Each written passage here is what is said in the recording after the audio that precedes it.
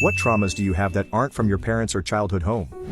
1. Once when I was a kid, I picked up a toy flute off the ground at my friend's house and inhaled with it in my mouth before I started blowing into it. Next thing I knew, I had a mouthful of ants.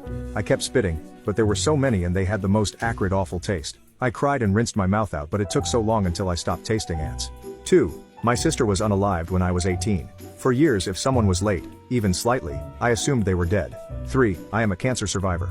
I had over 40 surgeries, chemo and radiation. I have medical CPTSD. I just started living again. I'm happy for the first time in 15 years. It's wild. 4. Coming home and finding my wife on the floor with EMTs working on her and them looking at me and shaking their heads. Even worse, my 7-year-old granddaughter was there through all of it, and was strong enough to dial 911 and let the EMTs in. It's been 13 years since that, and therapy got me and her through it. She's grown into a delightful, happy young woman. Me? I'm still alone, maybe always will be, and that's okay. I got lots of grandkids and siblings and our 96-year-old dad to keep me busy.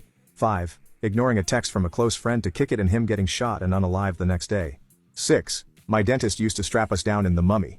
There was even a strap over our neck throat. 7. Being roofied at a bar after one drink and needing to call family to come get me as I basically melted to the floor in the bathroom. To this day my family still thinks I was just very drunk. I had one drink. It pisses me off so badly and feeds into my anxiety of nobody believing me about pretty much anything. 8. Lost a pregnancy I wanted. The room they left me in when it happened was near a room with a very loud newborn. I was left alone for hours, no visitors allowed because of the pandemic, just laying in a dark room, alone, with nothing but the thoughts of the son I was never going to meet and the sounds of someone else's baby. Was an anxious wreck for most of my second pregnancy because of it. Been great since having my daughter, but some holes can never really be filled.